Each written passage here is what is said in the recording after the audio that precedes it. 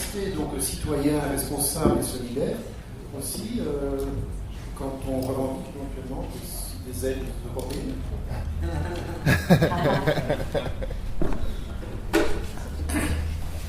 Bonjour, Claude Véron. Enfin, Donc, celui-là fonctionne mieux, non? Je sais pas, je crois. D'où je parle, ça vous dit déjà mon âge. Ça va.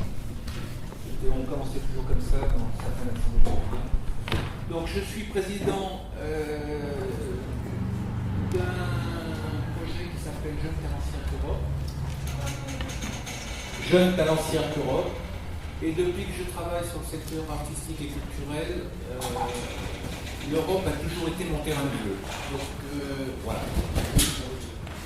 Quand j'ai reçu l'intitulé de ce sur quoi je devais intervenir, la diffusion de l'itinérance à l'échelon européen, à l'échelon de l'Europe. Donc je pensais déjà que diffusion de l'itinérance était un pléonasme parce que ça me semblait être la même chose, même si on est sur un process ou un état. Et après, mais je viens d'avoir tout de suite la réponse. Comment le mot Europe est compris? Ils viennent de me la donner. Europe, pour un certain nombre de professionnels, égale thunette, égale de l'argent.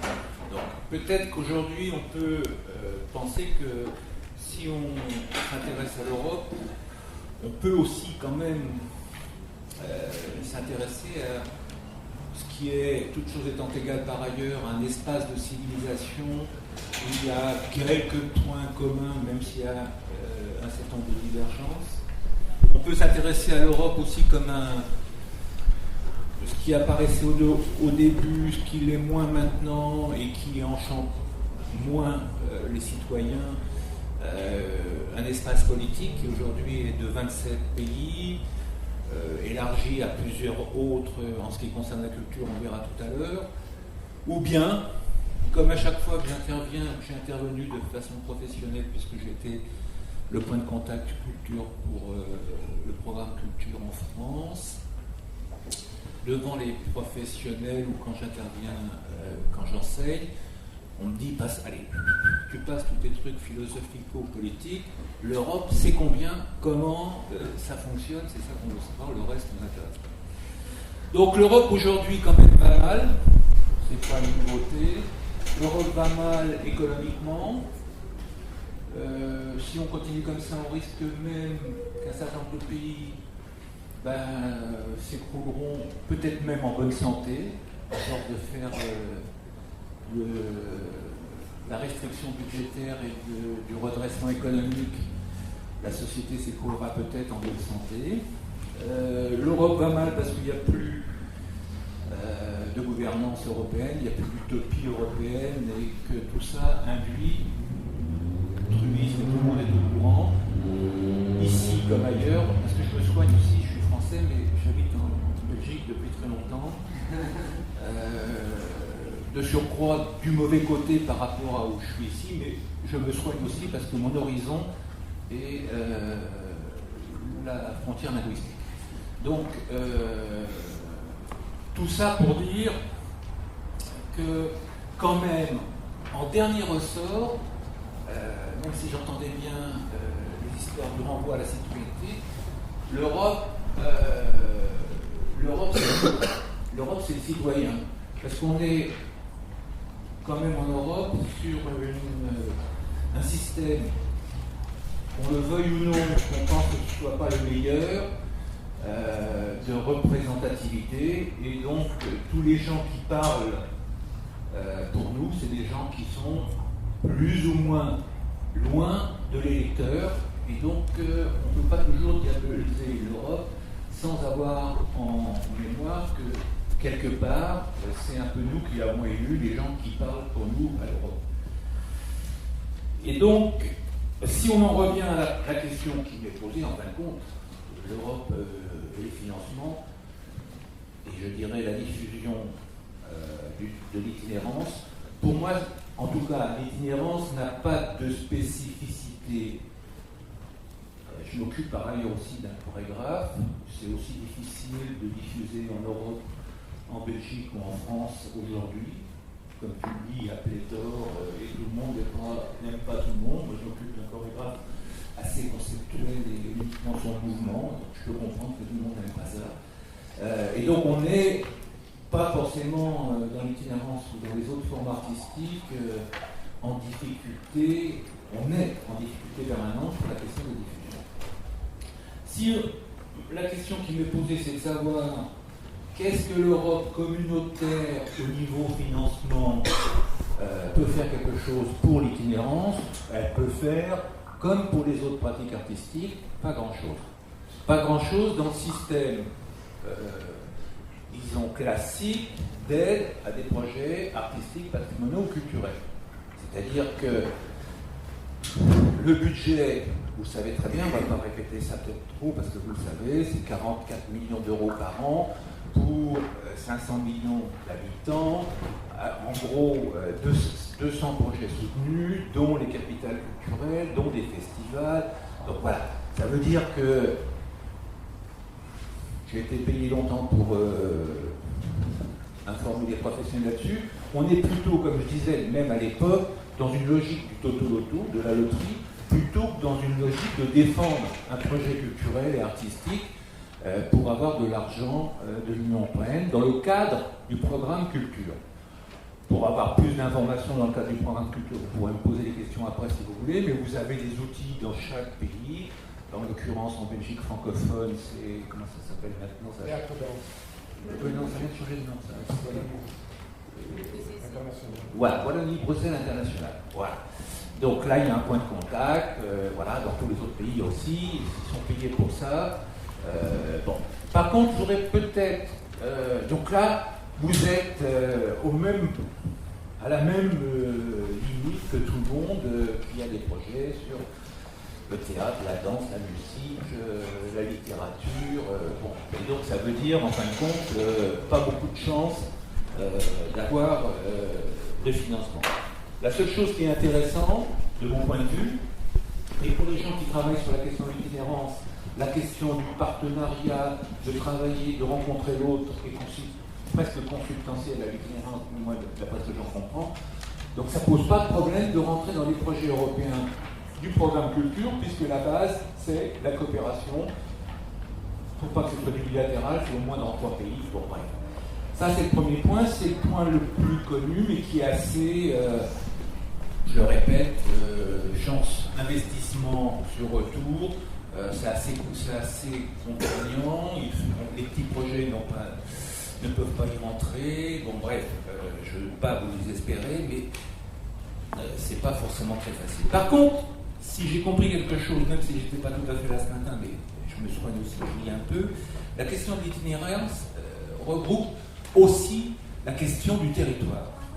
Et c'est peut-être sur cette partie des dispositifs communautaires qu'on a le plus de chances, éventuellement, puisqu'en dernier ressort, c'est de l'argent qu'on cherche, d'avoir des financements dans un certain nombre de dispositifs financiers qui sont liés à deux grands lignes budgétaires qui sont ce qu'on appelle des financements structurels, qui sont souvent un peu opaques, je vous le concède, qui sont, en ce qui concerne les pays membres, gérés par les régions. Donc ici, la région Wallonie. Et donc il y a un certain nombre de dispositifs, soit des objectifs avec des priorités fortes, il vous en reste un petit peu, à titre exceptionnel encore, dans le Hainaut belge, c'est ce qu'on appelait avant l'objectif 1, mais maintenant ça existe toujours un petit peu. Et donc là, c'est des projets de territoire, en gros, des projets de développement de territoire. En l'occurrence, le Hainaut belge est assez petit, donc pour l'itinérance, bon, bref, mais c'est des projets qui peuvent, avec des objectifs qui sont des objectifs communautaires, c'est-à-dire rééquilibrer les déséquilibres, des objectifs liés au social, à tout ce qui touche le fondement de l'Union européenne. On est loin de l'artistique, certes, mais là, un certain nombre de projets qui sont liés à l'itinérance peuvent rentrer. Le deuxième axe sur lequel on peut rentrer, on va augmenter les territoires, c'est toujours lié à des financements, qu'on appelle les fonds structurels, c'est lié au programme Interreg, comme son nom l'indique, c'est interrégional, et donc là aussi on travaille sur des territoires. soit interfrontalier, le A, un peu plus grand, le B, et surtout l'ensemble de l'Union européenne, le C. Donc là aussi, tout ce qui touche à l'itinérance sur un territoire peut être soutenu avec les grands objectifs qui sont, et c'est là aussi c'est important, déterminés régionalement. C'est-à-dire que l'Interreg qui existe par exemple autour de Liège avec le grand bassin allemand, néerlandais, belge néerlandophone et autour de Liège, il y a un certain nombre de dispositifs qui ont été en principe pensés par les politiques locaux pour mettre un certain nombre de problématiques en action sur ce territoire. Donc, sur l'itinérance, c'est vrai que je n'ai pas vu en Europe beaucoup de projets. Par contre, si je reprends mon exemple de l'euro-région autour de Liège, votre camarade du théâtre de la place s'est très bien débrouillé pour faire quelque chose avec Maastricht, avec les camarades allemands et aussi avec Hasselt, de l'autre côté, pour faire le festival. Bon, bref. Donc là, il y a de l'argent à récupérer et dans une logique qui peut être celle de l'itinérance, c'est-à-dire l'irrigation d'un territoire. À chaque fois, la question du contenu artistique, de mon point de vue, est toujours importante parce que c'est là-dessus, moi je pense qu'on ne peut pas faire autre chose, mais les gens qui vont être en charge de l'évaluation de votre projet, c'est pas ça qui va les intéresser, ça va le montage du projet, comment ça fonctionne par rapport aux grands objectifs, bon, bref. Donc voilà, c'est l'Europe aujourd'hui, elle est cohérente puisque la culture ne fait pas partie de sa compétence, malgré un petit article, mais qui déjà dans son paragraphe 1 est très clair. Il dit la culture c'est pas moi, c'est les États membres, donc on peut emballer le truc est joué.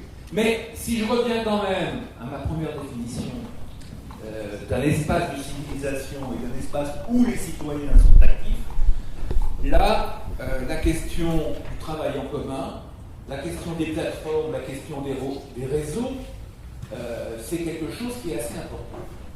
Et sur cette perspective, et en particulier sur la question de l'itinérance, plutôt liée au théâtre de rue et du cirque, après je ne vais pas rentrer dans les problématiques artistiques, voilà, mais se posait une question assez importante qui a été posée en 2001-2002, pendant l'année du 2001-2002, l'année du cirque, c'est la question de l'accueil des chapiteaux par les collectivités territoriales.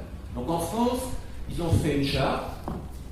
J'aime pas bien le mot parce que c'est une charte de ce que donnait le roi à ces sujets. Bon, peu importe. Il y a une charte qui détermine ce que doivent faire les gens qui accueillent et aussi les gens qui demandent à être accueillis.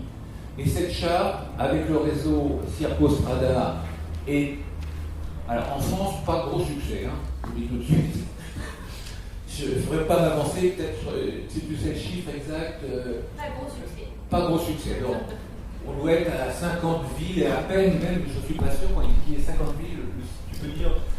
Non, Non, je pense que c'est de cet ordre-là. Ouais, c'était bon, voilà. Sur toute la France, il y a quand même assez peu de. Alors que ça avait été mis en place, signé, tout ça, pendant l'année du cirque.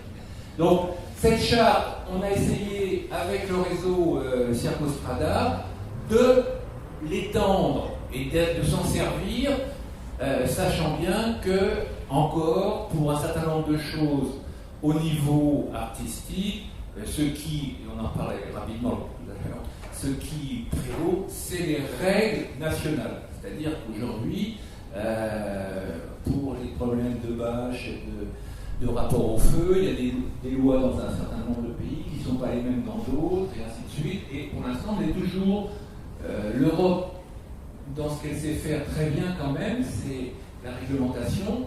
Et peut-être que de temps en temps, on se dit, c'est peut-être pas si mal qu'un certain nombre de réglementations ne soient pas prises en compte par l'Europe parce que ça pourrait être un peu plus lourdin que ça n'est dans mon pays.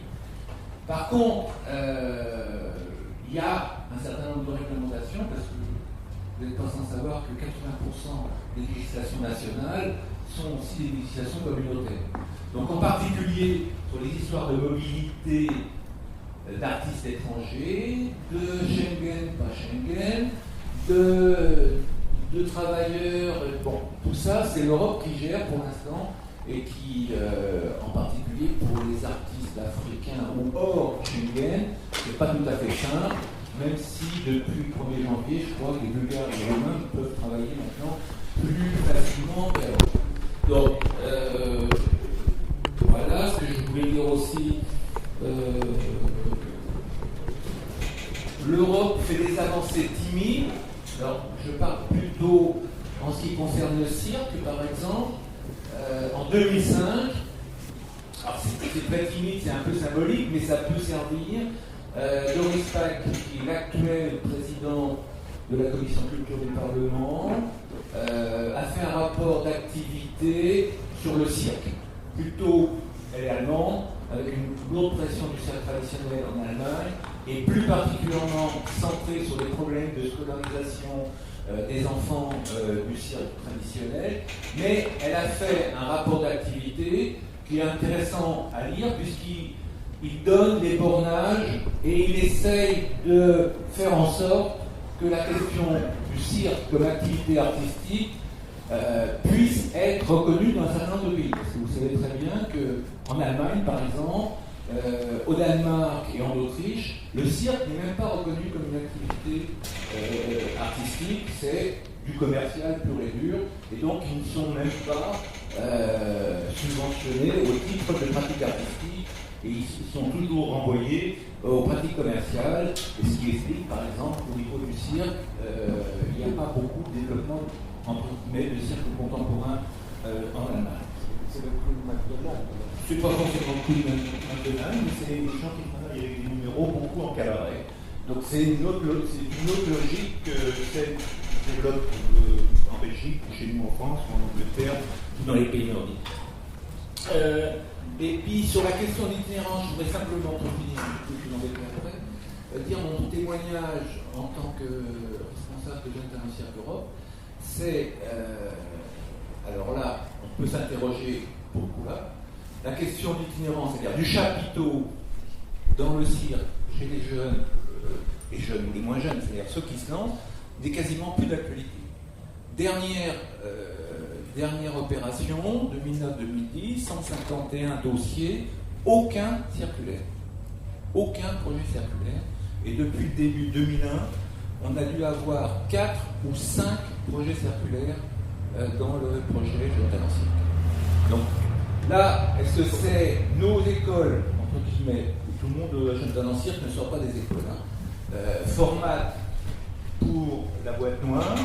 Est-ce que c'est, ce que je pense aussi par ailleurs, le chapiteau, un risque économique, mais je ne vais pas vous en parler ici parce que je pense que tout le monde, un certain nombre le vit, savoir gérer un chapiteau, s'en occuper, c'est un vrai problème, jusqu'à, y compris par exemple, en France, il y a une petite ligne budgétaire pour l'aide à l'itinérance, qui est encore en centrale au ministère, qui se pose des questions qui la maintiennent parce qu'elle n'est pas utilisée.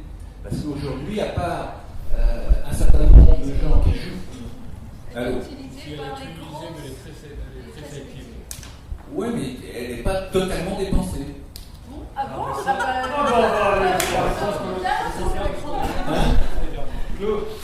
c'est le contraire de la réponse que nous avons. Non, elle n'est pas entièrement dépensée. On est content de ça. Voilà, donc. Monsieur, oui. pour le choix des boîtes noires ou des chapiteaux en 2001 à la Villette, Claude Gachet a quand même dit que le cirque allait en boîte noire. Oui, mais Dans l'année du cirque. c'est pour ça que Il y avait une volonté. Oui, non, mais je dis, il y a aussi des formations qui font. Et les grandes écoles partent là-dedans. Que ce soit aussi. Très bien, il faut que le débat commence à se développer. Une petite précision, les chartes, mais le pouvoir n'a jamais donné une charte. Donc les chartes, si je me souviens bien, elles ont été arrachées. Voilà, au pouvoir. Ce qui nous renvoie également à la revendication. Petite précision cependant sur l'Europe et le programme AECEA, c'est-à-dire l'agence exécutive de la culture pour l'Europe, dont tu étais représentant en France pour le point culture Europe. parmi les critères de base des soutiens au projet dans ce programme-là, dans ce projet qui rassemble au minimum trois compagnies de 3 États européens différents, au minimum, c'est ce qu'on appelle la sustainabilité, parce que tout ça européen là-dedans, c'est-à-dire la durabilité des projets, et là ça renvoie peut-être à un certain nombre de préoccupations dont vous avez déjà fait état, en termes de positionnement dans le territoire. Donc voilà, la durabilité des projets et la plus-value européenne. Et là, on est dans le bazar, parce que c'est quoi la plus-value européenne? Il y a de quoi débattre pendant quelques semaines, on n'en touchera pas encore le fond. Donc, par contre, je prétends qu'il y a des petits projets qui passent, mais ils doivent répondre à un certain nombre de critères et être absolument réels, pas factices. Ah, de ce côté-là, les experts aujourd'hui sont très attentifs à ce que ce soit pas factice, parce qu'il y a beaucoup de caractères factices dans un certain nombre de projets qui sont présentés. Donc, je suis quand même étonné du sens que des projets peuvent être factices. C'est un peu surage, pour moi. On est à la patrie. Mais on va pouvoir discuter, on peut le faire également. Ah bah si tu as déjà déposé des projets factices. Qu'est-ce que vous appelez factice? Vraiment, les gens qui doivent juste avoir de l'argent, c'est quoi? Non, c'est-à-dire que c'est un projet qui est né d'une personne et qui téléphone rapidement aux autres pour avoir deux autres amis. C'est ça que je veux dire. Oui, évidemment. Il y en a plein. Oui, exactement. Donc il faut qu'il y ait une réalité de coopération et de coordination. Donc, le débat est ouvert. Il nous reste 45 minutes pour débattre sur tous les sujets qui ont été abordés jusqu'à présent. C'est le moment de renvoyer la balle, de poser des questions impertinentes et de tenter de trouver les réponses. Mais je ne crois pas qu'il faut demander à ceux qui se sont déjà dévoilés d'avoir nécessairement les réponses à ces questions. Les questions et les réponses appartiennent à tous. Voilà. Le micro. Il est là. Il est là. Tu l'as ? Attendez, Bonjour.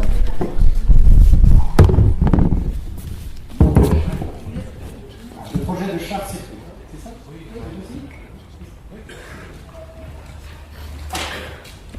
Il circule aussi.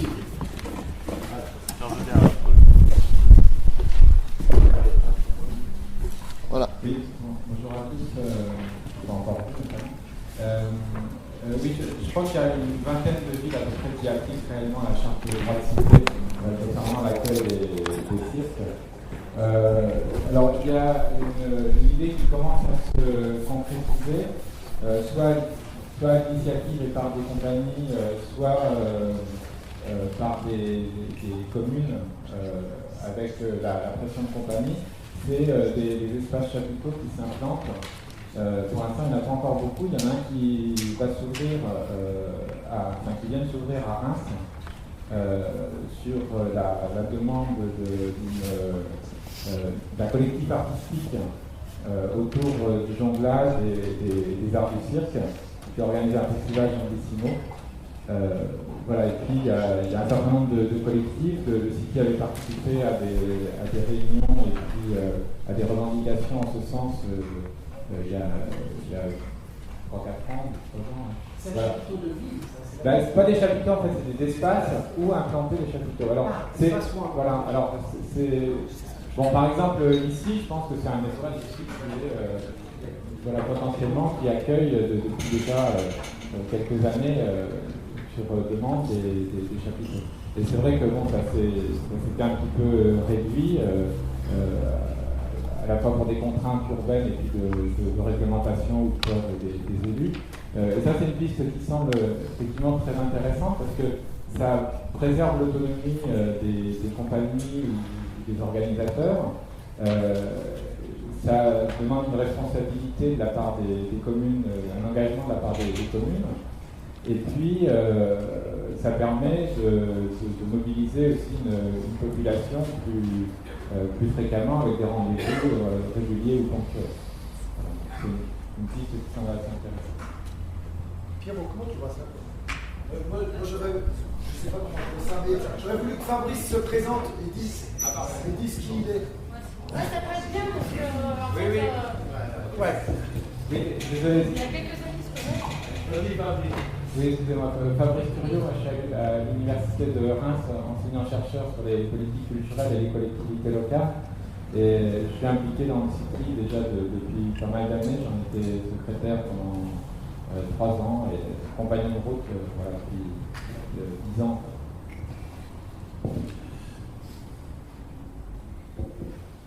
C'est juste pour ajouter sur le même sujet qu'à Nantes, il y a un espace chapiteau aussi qui est en train d'essayer de se faire avec le collectif Quai des Chats. Je ne sais pas trop où ils en sont. Ils sont en train de parler avec la ville de Nantes. À Grenoble, il y a un espace chapiteau qui est en cours aussi de création avec la ville de Grenoble. Mais la difficulté principale qu'on a pour la création des espaces chapiteaux, c'est la question de la diffusion précisément. C'est-à-dire que les villes voudraient bien faire des espaces chapiteaux, mais elles ne veulent pas avoir de lieu de diffusion supplémentaire qu'elles vont devoir financer au fil des années, comme un nouveau théâtre qui s'installe. Voilà. Donc, c'est à Grenoble, par exemple, la particularité, c'est que l'espace qui accueillait les cirques traditionnels va disparaître l'année prochaine, et donc ils se trouvent obligés, enfin plutôt s'ils veulent continuer à recevoir Arlette Bruce ou Pinder, soit d'ouvrir un nouvel espace chapiteau, mais qui sera aussi ouvert au théâtre itinérant, au cirque contemporain. Et à ce moment-là, ça veut dire plus seulement une économie commerciale qui ne fonctionne pas sur les subventions, mais avoir des subventions pour des coproductions, etc. Donc c'est le combat le plus difficile à mener pour l'instant. Et qui est géré par qui? Serait géré par quelle structure? En fait, ça dépend vraiment. Pour l'instant, c'est tellement pas centralisé que ça dépend vraiment des projets locaux. À Nantes, par exemple, c'est une revendication du collectif Quai des Chats qui traite directement avec la ville de Nantes. Donc c'est un partenariat qui... Je ne connais pas exactement dans les détails, cette province applique... Voilà, ils sont en train d'essayer de créer un espace d'accueil de chapiteaux et de résidence et de diffusion en partenariat avec la ville de Nantes, j'imagine la région. Voilà, mais je sais que pour eux aussi, le principal point d'achoppement, c'est la question de la diffusion. Parce que les villes ne veulent pas mettre de l'argent public dans la diffusion. Voilà. Et à Grenoble, c'est actuellement... le projet est porté par une compagnie itinérante qui s'appelle la Fabrique des Petits Utopies. Mais vous avez entendu plusieurs fois ici le fait que les caractéristiques de ce qui est itinérant, ambulant, etc., c'est qu'il ne fallait pas entendre la diffusion comme on l'entend d'habitude. On va parler d'infusion, on a parlé de pratique en amont, en aval. Alors comment est-ce qu'on peut... parce que là, il n'y a pas le risque de retomber dans le principe rond habituel, sauf qu'il y a de la toile au lieu d'avoir des murs. Mais on ne sera pas hors les murs, mais on sera dans la toile. Et tout le reste que vous avez évoqué depuis ce matin, est-ce que ça ne risque pas de disparaître? Voilà, je ne suis pas modérateur. Qu'est-ce que pensent ceux qui ont défendu des optiques fondamentales différentes depuis ce matin?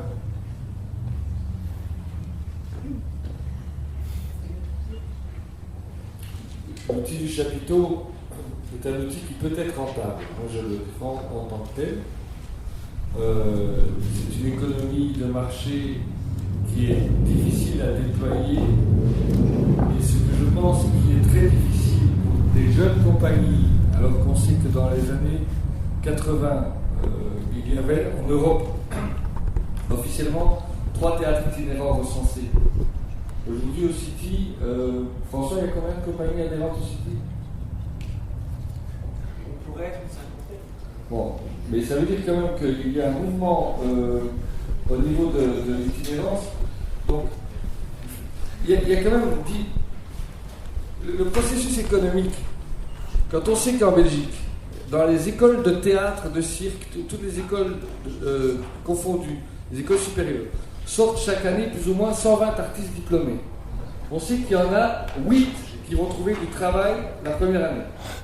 Ça veut dire qu'il y en a quand même 112 qui vont au chômage, qui vont faire toutes les auditions, qui vont faire toutes les démarches possibles imaginables pour avoir du boulot. Ils vont avoir du boulot de façon ponctuelle, de façon éphémère. Au bout de 3-4 ans, ils vont créer leur compagnie et ils tentent leur chemin.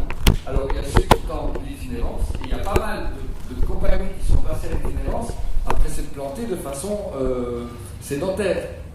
Parce qu'ils voyaient en itinérance une possibilité justement d'aller vers un ailleurs, d'aller à la découverte d'autres publics.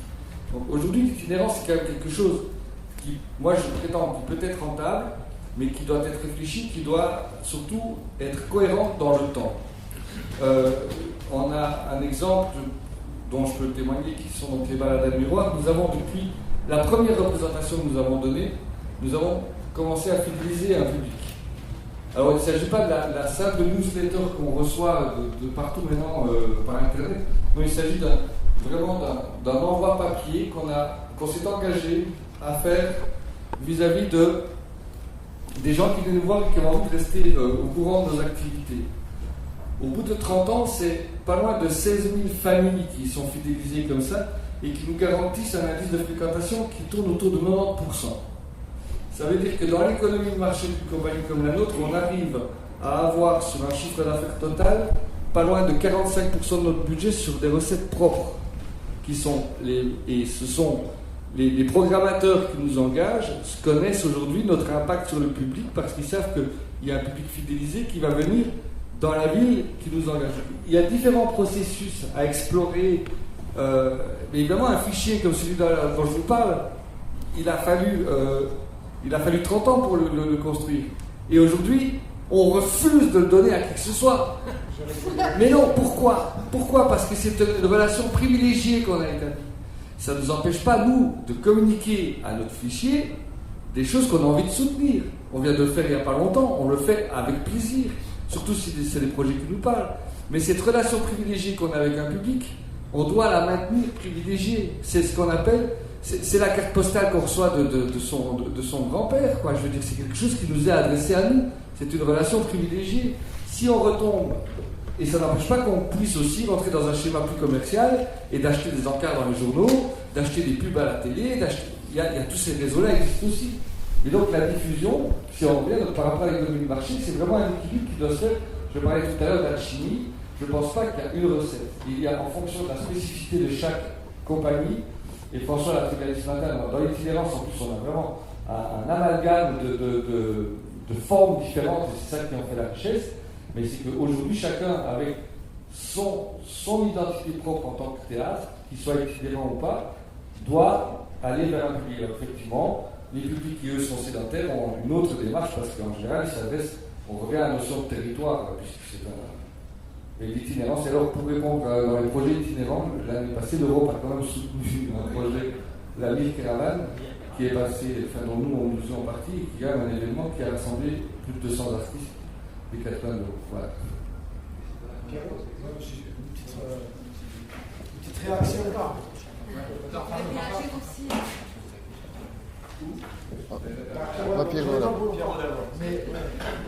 là. Je commencerai pour répondre au tac au tac à Gaspard. Je commencerai par dire que j'aime beaucoup les balades du miroir. Mais tu viens de dire quelque chose qui m'a choqué, mais alors. Et donc j'aimerais peut-être avoir une explication par rapport à ça. Tu dis, je suis persuadé qu'un chapiteau, donc un théâtre itinérant, peut être rentable. Donc pourquoi pas ? Mais dans ce cas-là, s'il est rentable, de quel droit est-ce que tu demandes des subventions ? Alors, quand je dis qu'il peut être rentable, c'est-à-dire qu'il peut effectivement dans un théâtre, si on compare à un théâtre qui lui est en dur et qui profite également de subventions, je pense qu'il va rentrer dans une économie de marché où le théâtre en itinérance peut tout à fait. Je ne pense pas qu'on puisse se passer des subventions. On est bien d'accord là-dessus. Donc c'est rentable. Et non, je pense que c'est la société qui est faite comme telle. Enfin, on peut, c'est un autre débat pour moi la rentabilité. Mais l'agriculteur il reçoit des subventions, hein. Le producteur du lait il reçoit des subventions. Hein. Quand je je comprends pas tout parce que je n'ai pas l'habitude de tout ce vocabulaire, de cette. Le théâtre national en Belgique, qui est le théâtre le plus subventionné du pays, reçoit une subvention telle que ses rentrées propres, son équilibre financier, ses recettes propres sont inférieures à 10%. Mais ces années, elles sont de 3%. Ici, moi je dis, on arrive presque à faire un équilibre de 45 à 55%. On connaît d'autres compagnies qui arrivent. Et je pense que c'est justement, il y a, à part certaines compagnies de cirque et certaines compagnies de théâtre itinérant, il y a peu de théâtres en dur qui arrivent à faire la même chose. Pourtant, l'économie de marché, qui est l'économie de voyage, je peux vous dire qu'un chapiteau et les camions en ordre de marche qui 30 balles le chapiteau, ça coûte aussi cher qu'un beau théâtre en dur. Ça, c'est clair. Oui, je sais bien. Voilà, donc c'est parce qu'il y a, effectivement, moi je parlais de la diversification, il y a dans cette itinérance, dans cette façon d'utiliser le public, il y a d'autres formes il y a moyen justement à ce que le public, de façon participative, participe à l'économie de la compagnie. Voilà. D'accord. Justement, je n'avais pas compris ce que tu entendais par rentable. Parce que... Il aurait mieux fait de dire qu'il équilibrait son budget et qu'il n'avait pas de définition. C'est ça, oui, pardon. Mais comme ça, je suis content, j'ai eu... Tu sais, tu réponds la parole. Non.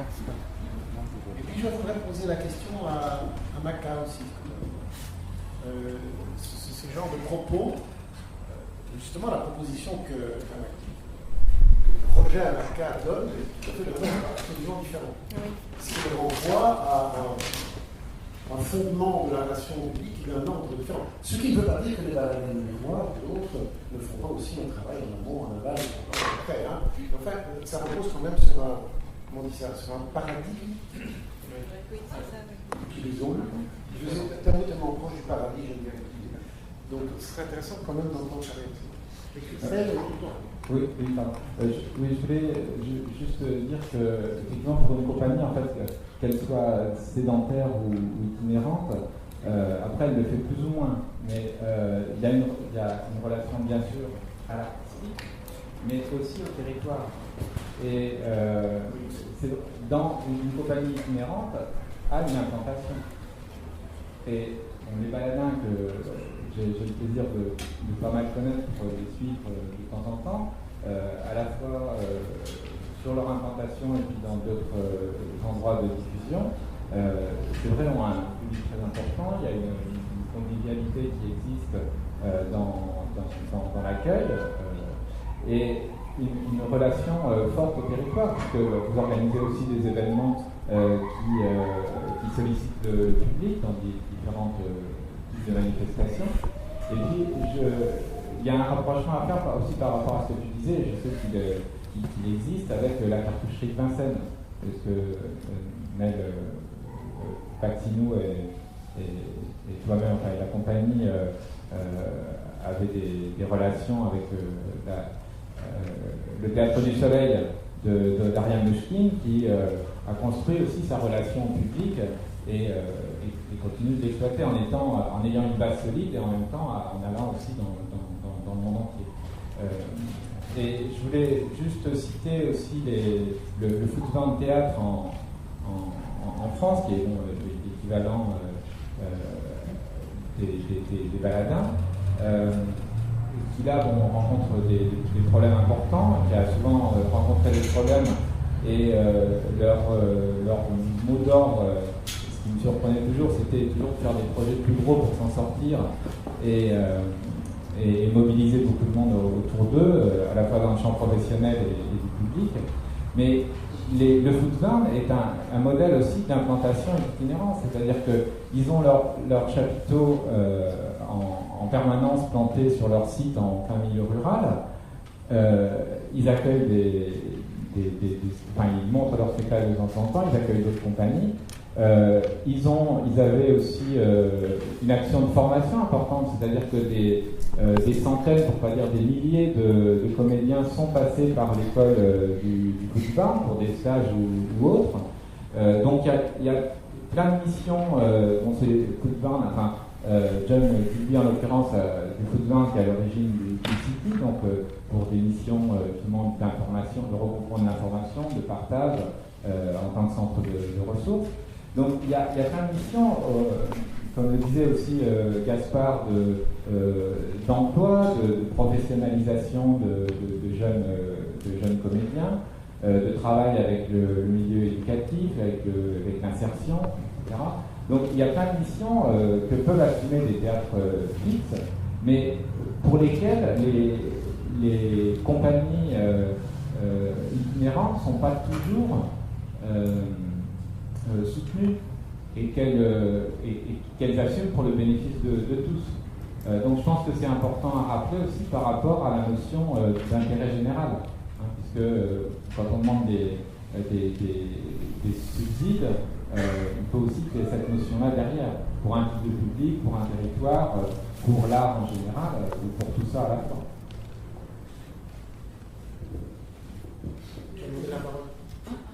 Enfin, juste un tout petit mot en parlant d'intérêt général. C'est juste pour rebondir justement sur le travail de la phare qui va être fait maintenant, c'est justement avoir les outils nécessaires pour revendiquer ça auprès des autorités. Voilà. Moi, je voulais abonder un peu dans le sens de Gaspard sur effectivement les équilibres économiques de structure. Moi, je vais donner une structure, effectivement, notre subvention de base, elle représente 20% de notre chiffre d'affaires annuel, et que c'est sur les projets, que c'est sur des financements particuliers, sur les recettes publiques, sur les ventes de représentation, qu'on parvient à équilibrer. Mais il y a un aspect fort là-dedans, qui est fort lié à l'itinérance. C'est effectivement qu'on est quand même maître de notre propre lieu. Que quand, je reprends l'exemple que tu donnais, quand l'Échelon n'est pas d'accord, ben on va aller travailler avec le bourgmestre, ou quand le théâtre ne voudra pas, ben on va aller travailler avec la structure voisine. Et il y aura toujours à ce moment-là moyen de créer une dynamique parce qu'on a une maîtrise, c'est l'indépendance de notre lieu, sa mobilité, sa capacité à un moment aller ailleurs s'il y a un endroit où ça fonctionne mal avec une commune, ben on peut aller travailler dans la commune voisine. Comme centre culturel, il y a un changement de majorité politique, ben le directeur il doit faire avec une majorité politique qui est différente et qui ne veut plus porter le même projet et il ne sait pas déménager sa salle, quoi. Donc ça, la dépendance qui naît de ça est forte. Alors je voulais aussi faire une autre digression par rapport c'est venu quelquefois dans la discussion, notamment quand Paul interpelle Claude en disant alors est-ce qu'on peut rester citoyen avec des fonds européens, ça m'interpelle parce que si nous on cherche des subventions, si on cherche des moyens, c'est pour faire nos projets, c'est pour faire ce qu'on a envie de faire, c'est pour essayer de développer un projet qu'on a pensé, qu'on veut et qu'on essaye d'aller dans le sens qu'on a envie. Il n'est pas toujours facile. Toutes les subventions ont même des contraintes. Gaspard évoquait celle de son contrat programme.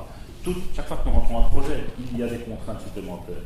Et mener notre projet, en dehors même de l'argent, en dehors de l'argent, à essayer de garder un engagement citoyen, c'est gérer toute une série de contraintes, et elles ne seront pas que financières. Il y a respecter les normes sociales, respecter les normes de sécurité, respecter une certaine éthique dans le travail. Il y a toute une série de choses qui ne sont pas nécessairement financières. Et là, je fais une petite boutade, ça éveillera quelque chose à certains, où dans une assemblée de gens de notre secteur, par rapport à la citoyenneté, on était occupé à discuter d'un programme d'avenir. Il y avait 2 programmes sur la table. Je n'en reviens toujours pas qu'un tiers de l'Assemblée est voté pour qu'on vote sans discuter. On a fini par discuter parce que 2 tiers en voulaient. Je trouve ça très interrogateur sur nos propres méthodes, nos propres pratiques et notre propre capacité, notre propre maturité. Il ne faut pas croire quand je pose une question que je sois autre chose que provocateur. Ça ne veut pas dire que je pense la réponse d'avance quand je pose la question. Mais parfois, il faut comment au niveau européen. Mais je dis aussi au niveau institutionnel, belge, français, etc., c'est pas parce qu'on revendique des subventions que pour faire son indépendance et la maîtrise des projets. Et je pense que nous aurions raté quelque chose aujourd'hui si nous concluions un peu comme on est en train d'aller vers des questions qui sont purement financières. Bon, elles ont leur rôle, bien entendu, mais je crois qu'il faut au contraire, c'est une proposition que je vous fais, revendiquer justement ce qui est au départ de la maîtrise des projets, au départ de l'autonomie, au départ de l'indépendance, au départ du fait qu'on est maître des lieux où on travaille. Ce qui évidemment nous met un petit peu à l'écart d'une revendication de charte en disant qu'il faut que les communes ouvrent des lieux qui nous sont dédiés. Et ça peut avoir des effets, tout dépend comment on utilise tout ça. Évidemment, dès qu'on commence à figer un peu les choses, on risque de perdre un peu ce qu'est la nature, peut-être, à vous à dire, la nature de l'itinérance, du déplacement, de la capacité à bouger, on a dit ce mot, bouger. Et je pense qu'il y a une sorte d'équilibre permanent, mais ceux qui sont ici autour de la table, qui n'est pas là, mais qui n'est que virtuelle, comment voient-ils là leur avenir, l'avenir lié à chacun, mais aussi des perspectives communes, des perspectives de revendication commune. Où cela se trouve-t-il? Dans quel est le mot qui rassemble? Quelle est l'idée qui rassemble? L'autonomie, l'indépendance, la fragilité, la relation au public avec l'amont, l'aval, une autre manière. Moi, il me semble que ce qui se disait particulièrement ce matin, c'était cette relation extrêmement touffue, profonde, continue, différente, de voisinage, de côte à côte.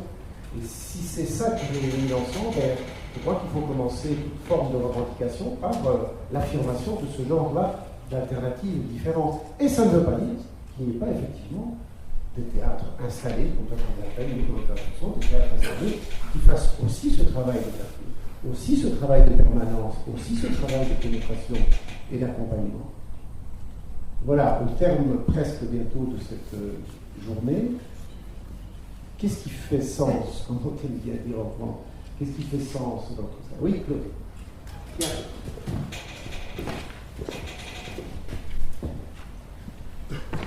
Bon, je vais essayer de ne pas passer tout de suite pour un gauchiste primaire, mais quand même. Camarade gauchiste.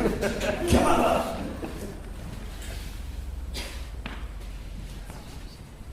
Pour qu'une revendication puisse être validée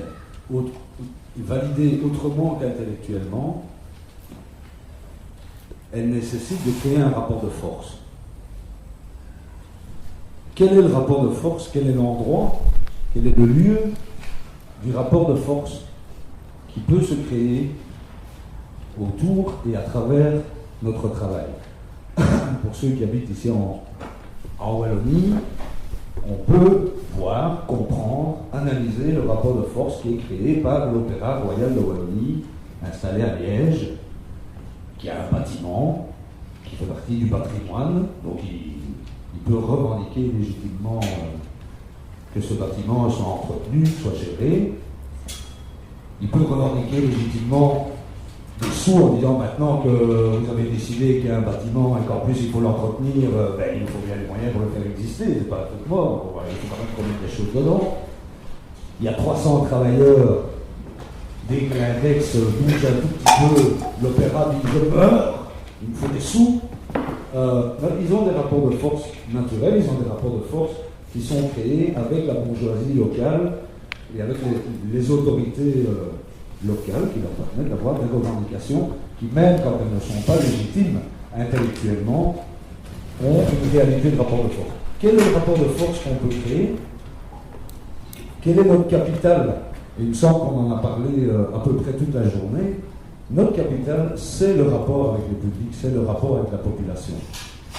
Il y a une dynamique de séduction, de sympathie, d'échange, de partage qui est soulignée par tout le monde, et je pense légitimement, probablement plus que dans d'autres formes d'art et de culture. Comment est-ce qu'on les mobilise? Est-ce que la question est de savoir si le Théâtre National fait 10% de recettes propres? Ou est-ce que la question est de dire que le Théâtre National, vaisseau amiral du théâtre en communauté française, reçoit par an l'équivalent d'un rond-point? C'est un rond-point. C'est pas plus que ça. Non mais, c'est vrai. Gaspard se prend les pieds dans le tapis en parlant de rentable. Et donc, l'industrie la plus rentable en Wallonie, c'est GlaxoSmithKline, Mittal, Mittal, je ne sais quoi, industrie chimique pharmaceutique, qui fait 3 milliards de bénéfices par an, qui est redistribué à des actionnaire. Ces 3 milliards de bénéfices par an, si vous regardez, vous pouvez les mettre en rapport avec les 3 milliards investis dans la sécurité sociale pour que l'État intervienne sur le prix des médicaments, pour que les gens puissent y avoir accès. Et ce pognon va à une entreprise privée qui retourne à des actionnaires.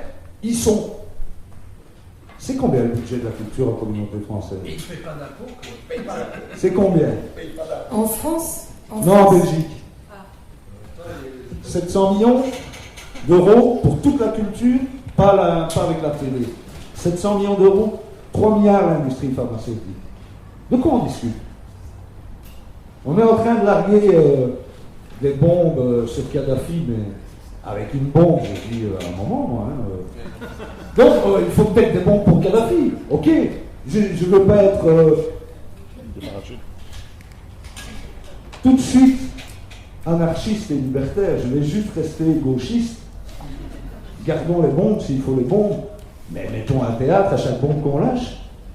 Alors là, ça, je reviens à ce que tu as dit tout à l'heure en disant c'est nous qui votons, donc on élit les gens.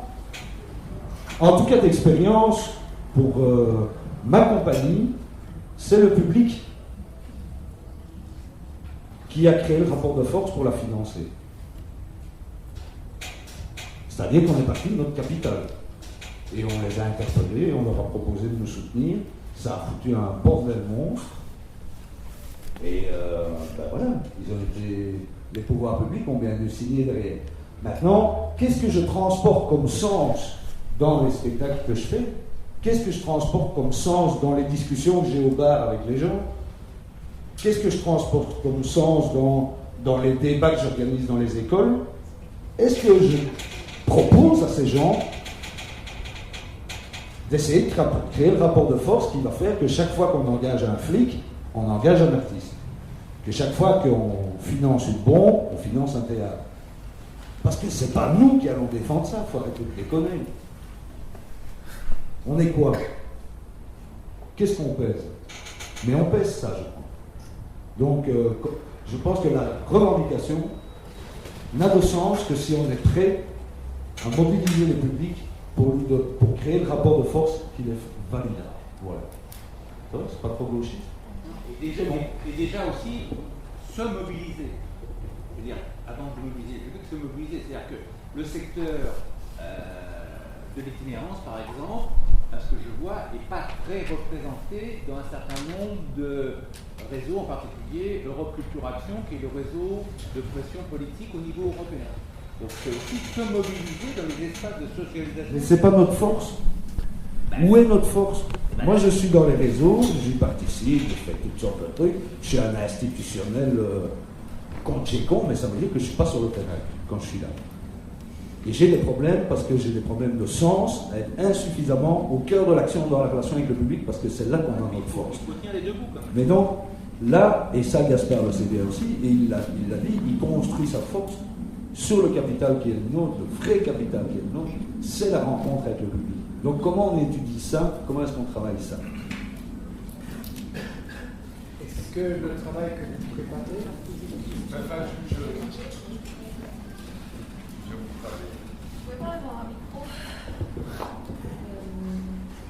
En fait, moi, on parle de rencontre avec le public, mais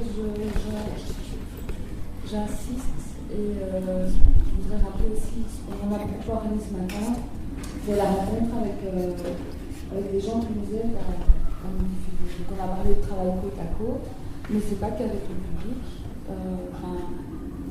En tout cas, moi j'ai pas de chapiteau, on a une petite caravane, on est une toute petite structure, donc voilà. Mais en tout cas, tous les partenariats qu'on a fait, c'est avec le public,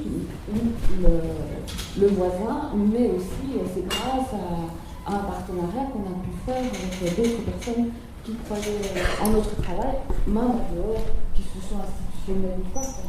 Donc je pense que c'est important de recentrer le débat ici sur toute cette énergie, toute cette synergie, sur tout ce qui peut se faire grâce à notre outil diffusé.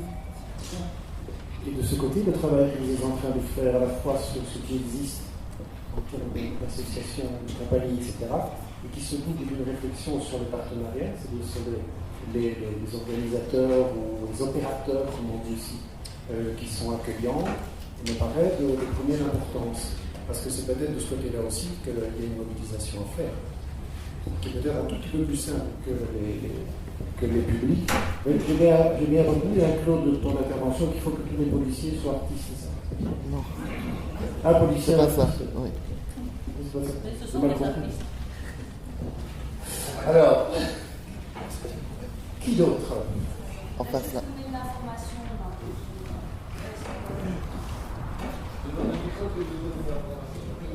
D'information. Parce que l'Observatoire de politique culturelle est assez actif, il a réalisé récemment, ça vient de sortir. Pardon? Cécile Ornage travaille pour Aspropo, l'association de programmateurs professionnels. Et donc, l'Observatoire de politique culturelle a réalisé, ça vient de sortir, une étude sur l'aide à la création et la diffusion en communauté française dans les centres culturels. Je vous juste une petite information. Il apparaît que les arts du cirque forain de la rue est le troisième genre artistique le plus diffusé dans les centres culturels en Wallonie. Donc on a 6%. Mais c'est le troisième. On a cloisonné, c'est 6%, mais c'est le troisième genre puisque tout est cloisonné. Mais l'autre information qui me paraît plus importante, c'est que 80% d'entre eux déclarent être actifs sur le champ de l'aide à la création, maintenant souvent en aide service, mais aussi sur des formes de co-construction, projet. Et donc voilà, une petite information que je vous invite à lire, à prendre connaissance de cette enquête, elle est intéressante. Il y a des interprétations à faire au-delà des chiffres, mais première lecture, déjà des chiffres intéressants disponibles sur l'Observatoire des politiques culturelles. Très intéressant de remarquer que si on fait l'équation, en Wallonie, entre le nombre de salles et le nombre de jours, ça fait 20 jours par an. Ah, c'est pas mis dans l'étude, mais moi j'ai fait le calcul avec les chiffres qui sont là. J'ai pas compris. Ceux qui vont battre Chapiteau, ils vont bien des salles aussi.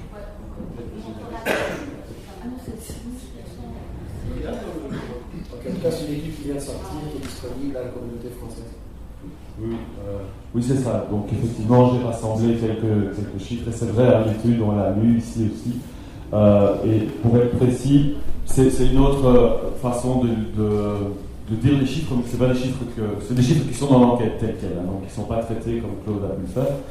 48% des centres culturels programment du théâtre pour l'enfance et la jeunesse, 44% programment du théâtre adulte, 40% des centres culturels programment de la musique non classique.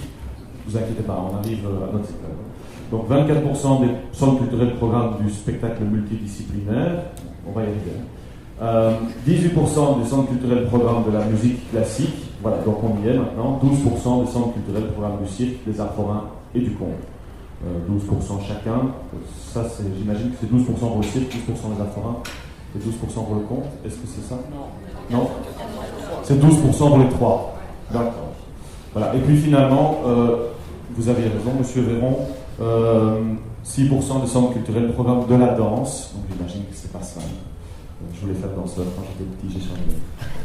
Mais y compris pour les chorégraphes de la communauté française, à part deux endroits, Bruxelles, Liège et un peu Tournai, pour diffuser des spectacles de danse contemporaine, c'est très dur en projeter les Français.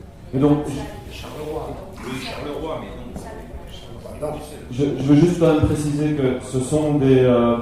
encore une fois, ici, il est question de secteur, donc cirque, art forain et rue. Il n'est pas question d'itinérance. Hein, donc, ces chiffres-là ne parlent pas d'itinérance, ils parlent bien de secteur, de type d'activité. Voilà. Et donc, c'est un peu en réponse à cette enquête qu'avec l'OPC aussi, la FAR instaure une enquête dont j'ai parlé tout à l'heure, qui va préciser quel est le secteur, parce qu'au fond, c'est 12% programmés, c'est 12% de centres culturels qui programment des compagnies du secteur cirque, art forain et conte. Ben, on verra au fond combien de compagnies sont concernées statistiquement dès qu'on aura la totalité des compagnies existantes et des artistes actifs dans le secteur. Oui, mais voilà, c'est ça. C'est sur quelle base, quel est le critère de base sur lequel on fait ce genre d'études absolument nécessaire et qui demande une lecture approfondie. Au départ, peut-être d'autres cadres, d'autres critères que ceux qui sont actuellement déterminés par le décret 2003 sur le nouveau décret sur les arts de la scène, qui dit que l'art forain et art de la rue, c'est donc le quatrième volet, le quatrième pan, la danse, la musique et le théâtre alternatif. Ce sont des bases administratives qui ont eu du mal d'ailleurs à se déterminer, qui ne le sont toujours pas, parce que je trouve qu'aujourd'hui il est beaucoup plus de choses que rue, forain, et encore c'est vague, et qu'on a du mal avec ce genre de définition, parce qu'on ne se définit pas en termes d'objectifs ni d'enjeux, alors qu'aujourd'hui je trouvais qu'on avait plutôt mis en avant des enjeux. Et je pense que toute action, à long terme, toute action politique, en dehors des bombes que Claude met dans sa poche, c'est vrai qu'il faut connaître les lieux de rapport de force, mais c'est aussi se déterminer de manière précise sur ce qui fait les enjeux communs. Et donc, bon, on va certainement pouvoir tirer un certain nombre d'enseignements de ce qui a été dit, mais il ne faut pas hésiter à continuer à remplir les vides. D'où je l'étais. Laisser l'espace au but. Et également en termes de partenariat, il ne faut pas attendre du partenariat nécessairement, ou avant tout les ressources. Les ressources humaines, de ce côté-là, on n'est pas dans le département des ressources humaines. Les ressources, en termes de relations, de projets menés en commun, ça ne se chiffre pas. Ça ne se chiffre pas. Et donc, on a eu l'exemple, tu as donné l'exemple avec Berkel, on a eu l'exemple tout à l'heure avec les bibliothèques, l'Éden, etc. Je pense que si on devait chiffrer l'investissement de chacun dans tous les projets, ce serait impayable. Donc, je crois qu'il y a au-delà de tout ça des investissements absolument incroyables, indispensables, pour autant que ces investissements se relient sur un projet partagé. Et parfois ça prend du temps. Tu as dit 4 ans pour un projet. Je suis sûr que vous avez pris au moins 1 an à définir le projet en commun. Je me trompe? Pas trop. Voilà. Et donc ne prenons pas non plus les partenariats, si on parle au nom de ceux qui assument le rôle des compagnies, etc.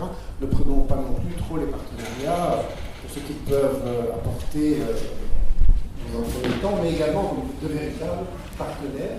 Ça, je pense que tu l'as bien déterminé. Ce sont des objectifs, des enjeux que l'on partage, qu'on met en place. Et là, le FIC ne remplace pas ça, bien entendu. Je trouve que c'est au nom de ces pratiques-là, de ces enjeux-là, qu'il y a de quoi mettre en place des politiques, trouver les rapports de force, les mettre en œuvre au bon moment. Mais pour ça, il faut les construire.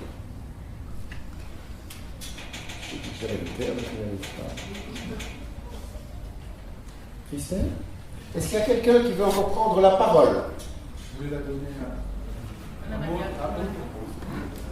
Tu veux bien? Bah, allez, parce que quand même, t'es vachement citoyenne. Je sais pas trop ce que je veux. C'est Maud qui va terminer? Non, alors juste en fait, ce que je me rends compte, c'est qu'on est là à discuter, à donner beaucoup d'énergie pour savoir comment convaincre les institutions de laisser la place à tel ou tel secteur culturel, comment recevoir des subventions, etc. etc. Et je me demande tout simplement si toute cette énergie qu'on mettait dans nos relations avec les institutions publiques, si cette énergie-là, on la mettait avec la population, qu'est-ce que ça donnerait? Et justement, peut-être ce rapport de force, comme disait je ne sais pas qui, Claude, voilà, ce rapport de force peut-être vient de là, parce qu'en impliquant les citoyens, encore une fois, dans notre combat, on sera peut-être beaucoup plus pour convaincre enfin les institutions que notre combat est légitime. Voilà. Et quand j'entends parler d'économie de marché, encore une fois, c'est complètement à l'inverse de ce que je pense de la culture. C'est loin de l'économie de marché. Ce n'est pas un marché, on ne fait pas son marché quand on va voir un spectacle. Donc voilà, et encore une fois, je pense que les programmateurs aussi, c'est leur rôle, puisqu'ils sont professionnels, du coup. C'est leur rôle de savoir pourquoi ils programment et d'en informer le public. Voilà. Et après, j'avais plein de choses en fait. Tout se mélange dans la tête, mais je pense qu'à un moment donné, il faudrait savoir pourquoi on est artiste, pourquoi on est programmateur. Et si c'est pour établir des relations et lécher entre guillemets le cul aux institutions, bah, à ce moment-là, on peut arrêter. Quoi. Voilà. Je voudrais dire aussi quelque chose. Oui. Notre rôle quand même en tant qu'artiste et tout, c'est de raconter des histoires aux gens et de trouver tous les moyens possibles pour aller vers eux. Comment raconter ces histoires, comment les passionner, comment les adresser. On a besoin d'être soutenu par les programmateurs, évidemment, par les organisateurs, pour que les gens viennent, que le public sache qu'on est là. Et à partir du moment où les gens sont là, notre métier, c'est de rentrer en relation avec eux. Il faut les faire venir. C'est surtout là que ça coince, c'est que parfois, c'est ce relais-là qui coince, mais notre métier, c'est pas... Moi, je trouve ça très très fatigant de devoir penser à tout, du fait de créer quelque chose, de l'inventer, d'avoir de l'imagination, sans argent, etc., jusqu'à comment on va faire venir le dernier des spectateurs de la province de machin dans un lieu. Enfin, je m'excuse parce que c'est très émotionnel, parce que c'est tout le temps, on doit tout le temps penser à tout ça. Or,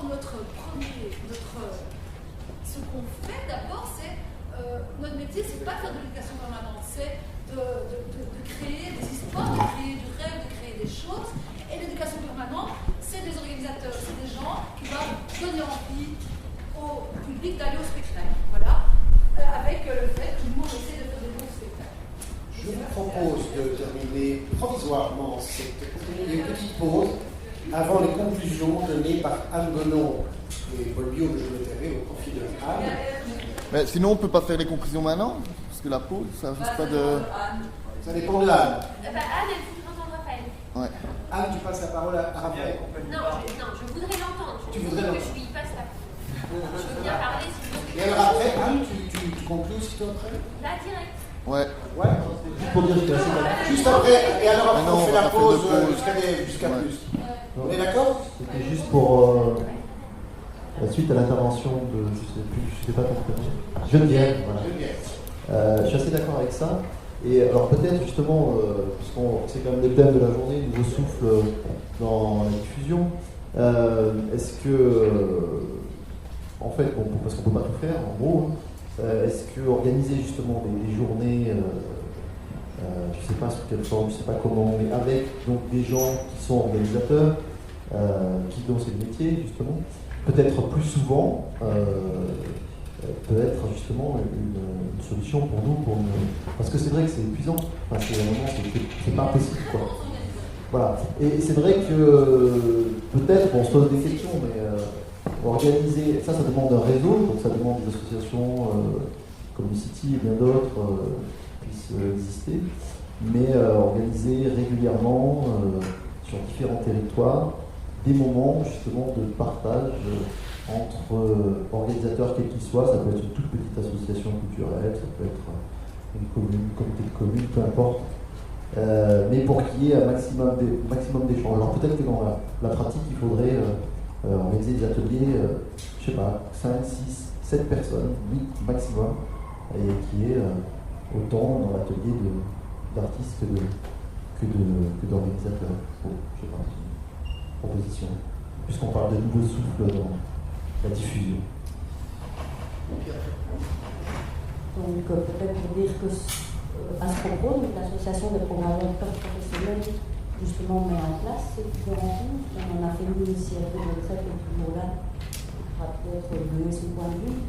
On en a fait une avec qui a réuni le secteur juridique, donc programmateur. Enfin, moi, ça, c'est ton GSM. Ouais, mais qu'est-ce qu'il fait là? S'en fiche, je le maltraite. De vente, d'achat, de design, de réalité, de faire ensemble, de mieux. Et même si rien de vraiment neuf venait sur le soleil ce jour-là, on s'est aperçu que ça avait fait du bien. Le secteur s'était senti et renforcé, et désireux de continuer et de poser des questions.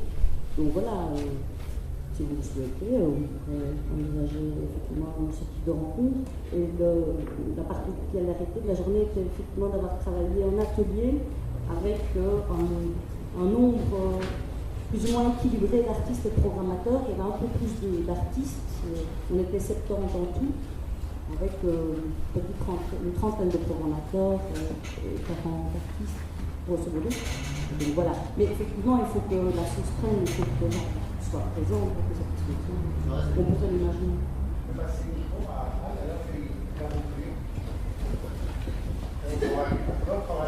Bon, décidément, j'avais 15 minutes pour parler, maintenant j'ai un quart d'heure pour conclure sans avoir eu le temps de reprendre mes notes, donc je ne vous garantis pas que ce sera aussi pertinent que si j'avais eu le temps de tout reprendre. Peut-être juste pour prononcer un mot qui n'a pas été prononcé encore, je crois, et qui peut-être ne va pas plaire à tout le monde, mais c'est pas grave, vu que j'ai une casquette institution, je pense qu'on l'interprétera comme étant le discours d'une institution. Je crois qu'il y a un vrai positionnement stratégique à trouver et qui ne me semble pas évident. Pourquoi? Parce que j'ai quand même entendu toute la journée quelque chose qui, par principe, semble un peu compliqué à comprendre pour une institution, qui est que vous n'êtes pas un secteur. Alors, ce qui est bien, c'est que vous avez l'air d'être à peu près tous d'accord là-dessus, ce que je trouve aussi formidable, mais c'est quand même pas le moindre des problèmes. Pourquoi? Parce que je ne suis pas sûre que l'institution, qu'elle soit belge ou française, soit très attentive, ou en tout cas à l'écoute à la question, par exemple, de l'itinérance comme choix de vie.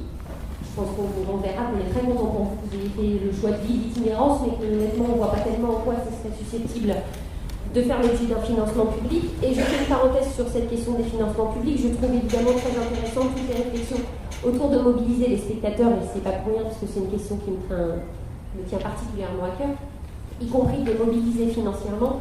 Mais attention, il ne faut surtout pas baisser les bras sur le fait de revendiquer des financements publics pour l'itinérance et pour la culture de manière générale, et que tous les modes alternatifs de financement sont les bienvenus, mais ne doivent en aucun cas à un moment donné pouvoir être utilisés contre vous pour justifier le fait que de toute façon vous avez trouvé des modes alternatifs de financement, donc pourquoi donc vous accorder des financements publics. Cette question de la stratégie, moi ce que je sens du coup, puisqu'il a été question de modes opératoires, c'est que c'est une façon de faire que vous avez envie de défendre, et que cette façon de faire, j'ai quand même l'impression qu'elle se rassemble autour d'un certain nombre de valeurs qui aujourd'hui font sens pour beaucoup de gens, et pas seulement dans la culture. J'ai retenu plusieurs mots, puisque donc c'est un peu mon dada de travailler sur les mots. J'ai retenu au moins 3 P et 2 D. Participation, population, proximité. Je crois que la question du public, elle est évidemment centrale de votre relation publique. Alors, attention, ça c'est pareil, je crois qu'il ne faut pas non plus être systématiquement dans l'opposition. Il y a de la relation publique dans les salles. Il y a des gens qui prennent un plaisir immense à se rendre régulièrement en salle, pour qui ça a beaucoup de sens d'être abonné.